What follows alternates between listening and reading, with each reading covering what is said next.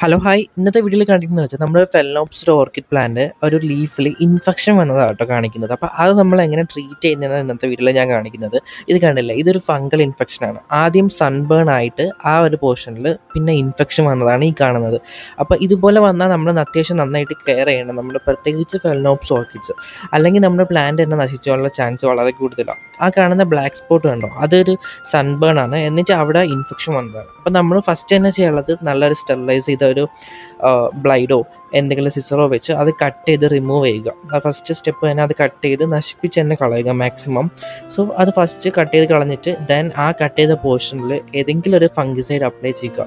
ഞാനിവിടെ സാഫ് എന്ന് പറഞ്ഞ ഫംഗിസൈഡ് ആട്ടോ അപ്ലൈ ചെയ്യുന്നത്. ഏതെങ്കിലും ഒരു ഫംഗിസൈഡ് മസ്റ്റായിട്ട് അപ്ലൈ ചെയ്യുക.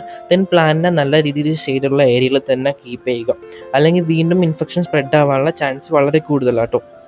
അതോടൊപ്പം നമ്മളിപ്പോൾ ട്രീറ്റ് ചെയ്ത പ്ലാന്റ് നല്ല രീതിയിൽ ഷെയ്ഡിൽ തന്നെ കീപ്പ് ചെയ്യുക. അധികം വെള്ളമൊന്നും ഓവറായിട്ട് ഒഴിച്ച് കൊടുക്കരുത്. ഒരു ഫെർട്ടിലൈസറും കുറച്ച് നാളത്തേക്ക് കൊടുക്കാതിരിക്കുന്നതാണ് ഏറ്റവും നല്ലത്. അത്യാവശ്യം നല്ല രീതിയിൽ ഫ്ലവർ ചെയ്യുന്ന ഒരു വെറൈറ്റിയും കൂടി ആയത്. അതോടൊപ്പം നിങ്ങൾക്ക് ഓർക്കിഡ് പ്ലാന്റ്സ് ഓൺലൈനായിട്ട് വേണമെങ്കിൽ തീർച്ചയായിട്ടും നമ്മുടെ സ്ക്രീനിൽ കാണുന്ന വാട്സപ്പ് നമ്പറിൽ കോൺടാക്ട് ചെയ്യുക.